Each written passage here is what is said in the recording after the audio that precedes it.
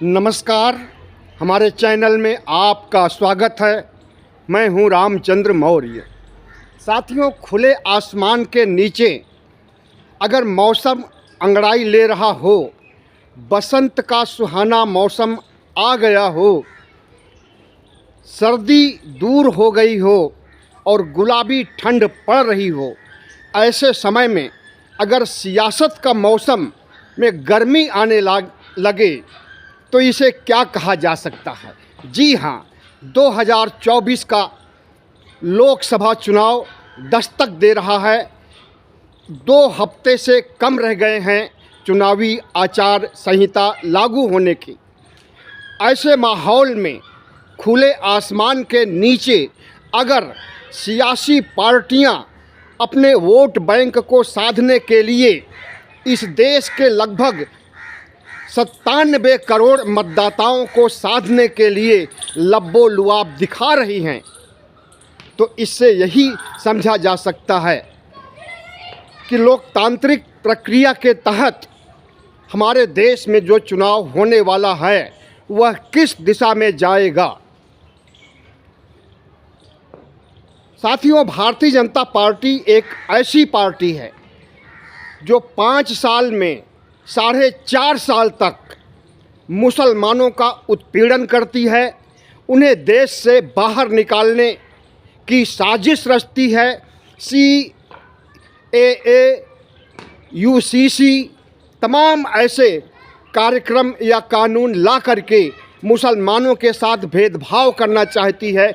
उन्हें मुसलमान देशों में पाकिस्तान, अफ़गानिस्तान, बांग्लादेश, संयुक्त अरब अमीरात में भेजने की बात करती है। लेकिन जब चुनाव सिर पर आ जाता है तो उसी 20% वोट बैंक की उसे शिद्दत से याद आती है और उसे पटाने के लिए तरह तरह की युक्तियां शुरू करती है, प्रोग्राम शुरू करते हैं। शुक्रिया मोदी भाई जान। अल्पसंख्यक मोर्चा भारतीय जनता पार्टी का यह कार्यक्रम लगभग 3 महीने से पूरे देश में चला रहा है। इस कार्यक्रम के तहत मुस्लिम महिलाओं को एक बड़े वोट बैंक के रूप में साधने की कोशिश की जा रही है, लेकिन मुस्लिम महिलाओं ने इसे सिरे से नकार दिया है। मुस्लिम महिलाओं ने उन्हें याद दिलाया CAA NRC की और कहा कि आप ही लोगों ने हमें बांग्लादेश, पाकिस्तान, अफ़गानिस्तान भेजने की बात कही थी और वह CAA NRC फिर से चुनाव के पहले लाने के लिए बयान जारी कर रही है। आप भारतीय जनता पार्टी, गृह मंत्री अमित शाह खुद कह चुके हैं कि जल्द ही CAA NRC दोबारा आने वाला है और उसे अमल में लाया जाएगा। जो लोग प्रमाण पत्र के आधार पर अपनी नागरिकता नहीं साबित कर पाएंगे, उन्हें उनकी नागरिकता ख़त्म कर दी जाएगी, वोट देने का अधिकार छीन लिया जाएगा या फिर उन्हें डिटेंशन कैंप में डाल दिया जाएगा और अगर मुसलमान हैं तो उन्हें मुस्लिम देशों में भेजने की कोशिश की जाएगी। अमित शाह का यह बयान और मोदी भाईजान कार्यक्रम एक साथ ही लॉन्च हुआ था। कितना बड़ा विरोधाभास भारतीय जनता पार्टी के अंदर है। एक तरफ वह हिंदू वोट साधने के लिए मुसलमानों के खिलाफ बयानबाजी करती है, CAA NRC लाती है, शाहीन बाग जैसा आंदोलन खड़ा करने के लिए उर्वर भूमि तैयार करती है और दूसरी तरफ उन्हीं मुसलमानों का वोट हासिल करने के लिए अल्पसंख्यक मोर्चा तमाम तरह के लब्बो-लुआब दिखाती है और प्रलोभन देती है। ऐसे में यही कहा जा सकता है कि भारतीय जनता पार्टी में जितना बड़ा विरोधाभास मुसलमानों को लेकर के है, अल्पसंख्यकों को लेकर के है, उतना विरोधाभास किसी भी पार्टी में नहीं है। कुछ पार्टियां तो जो धर्मनिरपेक्ष पार्टियां हैं वह मुसलमान और हिंदू का भेदभाव नहीं करती हैं। सबको समान देखती हैं, सबके प्रति नज़रिया एक रखती है। लेकिन भारतीय जनता पार्टी चुनाव होने के बाद 4.5 साल तक मुसलमानों का उत्पीड़न करती है, उन्हें देश से निकालने की बात करती है, उनका नरसंहार करने की बात करती है, उनके धर्मस्थलों को हड़पती है, उनके मस्जिद को गिरा करके मंदिर बनाने की बात करती है और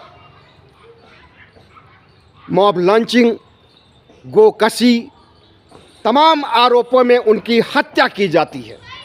और जब चुनाव नज़दीक आता है तो 20% मुसलमानों का वोट साधने के लिए किस किस तरह की जुगत करती है वह सामने देखने को मिल रहा है।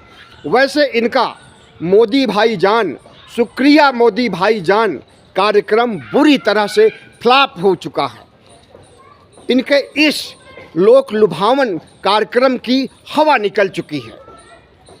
भारतीय जनता पार्टी एक ऐसी पार्टी है जो सांप्रदायिकता के आधार पर, धार्मिक ध्रुवीकरण के आधार पर वोट मांगती है और उसे वोट मिलता भी है। इस बार 2024 के लोकसभा चुनाव में उसका सांप्रदायिक जुनून कुछ यूं बढ़ गया कि बाबरी मस्जिद को गिरा करके राम मंदिर बनाने की शुरुआत की गई थी 2020 में। 5 अगस्त 2020 को राम मंदिर का शिलान्यास किया गया था, नींव पूजा की गई थी और प्रधानमंत्री नरेंद्र मोदी ने शिलान्यास किया था। लेकिन इतनी हड़बड़ी में हो गई मंदिर का उद्घाटन करने के लिए चुनाव के पूर्व कि उसने जो गतिविधियां अपनाई और हड़बड़ी में आधे अधूरे मंदिर की प्राण प्रतिष्ठा उद्घाटन कार्य किया, उसका उल्टा प्रभाव पड़ा और हिंदू समाज, खास करके ब्राह्मण समाज, सनातनी जो अपने को सनातनी मानते हैं, साथ ही साधु संत से लेकर के चारों शंकराचार्य खफा हो गए और भारतीय जनता पार्टी के राम मंदिर शो, जो कि सियासी इवेंट माना जाता है, इस शो की हवा निकाल दिया। तो सांप्रदायिक जुनून बढ़ाने का काम नरेंद्र मोदी ने किया, लेकिन उस जुनून में इन्हें सफलता नहीं मिली। तब ये मंदिर उद्घाटन के ठीक 2 दिन बाद कर्पूरी ठाकुर को भारत रत्न देने की घोषणा कर दिया और उसके लगभग 15 दिन बाद चरण सिंह को, पीवी नरसिम्हा राव को, लाल कृष्ण आडवाणी को, कुल 5 लोगों को 15 दिन के अंदर भारत रत्न दिया गया। भारत रत्न एक ऐसा सम्मान है जिसे कि सियासी इवेंट बनाना या राजनीतिक भेदभाव के चलते, राजनीतिक पूर्वाग्रहों के चलते आज तक कभी भी भारत रत्न नहीं दिया गया। लेकिन भारतीय जनता पार्टी भारत रत्न को भी साधन बना रही है वोट बैंक को साधने के लिए। सिर्फ भारत रत्न को ही नहीं बल्कि इस देश के सेना को भी झोंक दिया है उसने 2024 का चुनाव प्रचार करने के लिए। सेना को ही नहीं बल्कि ब्यूरोक्रेट को, नौकरशाहों को भी लगा दिया है कि रथ लेकर के पूरे देश में जाएं। जितने भी IAS, PCS, collector, SP, SSP हैं, वे भारतीय जनता पार्टी का चुनाव प्रचार करें और देश के हर जिलों में रथ लेकर के जाएं और वहां पर भारतीय जनता पार्टी के लिए वोट मांगे। तो भारतीय जनता पार्टी को लग रहा है कि यह उसका आखिरी टर्म है, इसलिए मनोवैज्ञानिक युद्ध छेड़ने के लिए, भावनात्मक रूप से लोगों को मोटिवेट करने के लिए 400 पार का आंकड़ा दिखा रही है और भारतीय जनता पार्टी को 370 पार की बात कह रही है। लेकिन हकीकत यह है कि जितने भी गोदी मीडिया के अलावा विश्लेषक हैं, बुद्धिजीवी हैं, सर्वे हो रहे हैं, उसमें भारतीय जनता पार्टी को जादुई आंकड़ा भी नहीं मिल पा रहा है।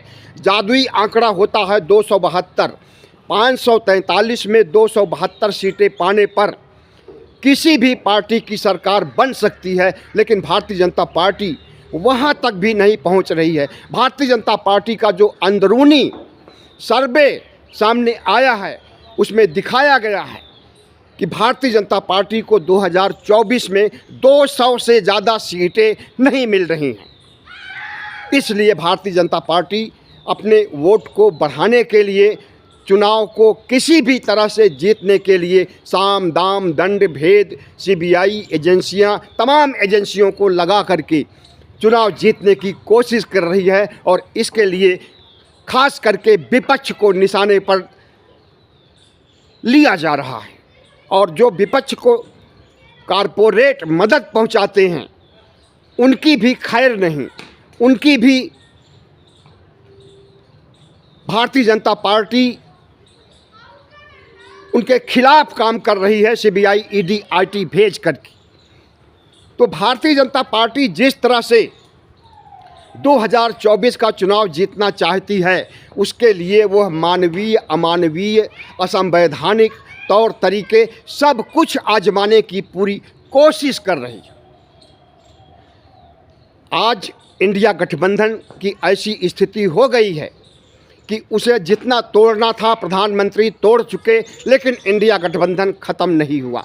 इंडिया गठबंधन से सिर्फ 2 लोगों को अलग कर सके हैं, नीतीश कुमार और जयंत चौधरी को, और इनके जाने से भी कोई खास फर्क नहीं पड़ा है। और लगभग पूरे देश में हर राज्यों में इंडिया गठबंधन की सीट शेयरिंग का काम लगभग पूरा हो चुका है।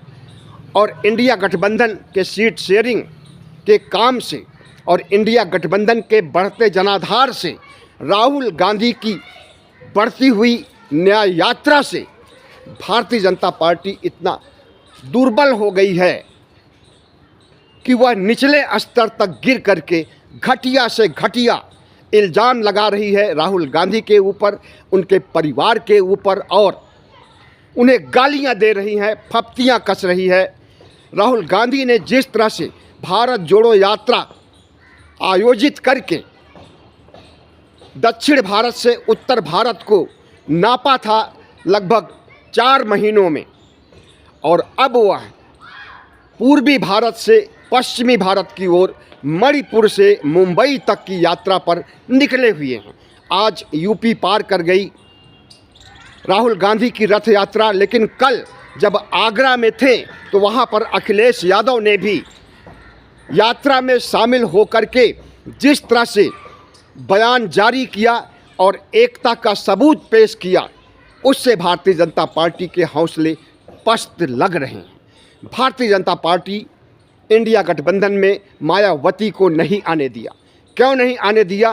क्योंकि दलित वोट बैंक पूरा का पूरा, मुस्लिम वोट बैंक पूरा का पूरा इंडिया को चला जाएगा अगर मायावती इंडिया गठबंधन में जाती हैं तो।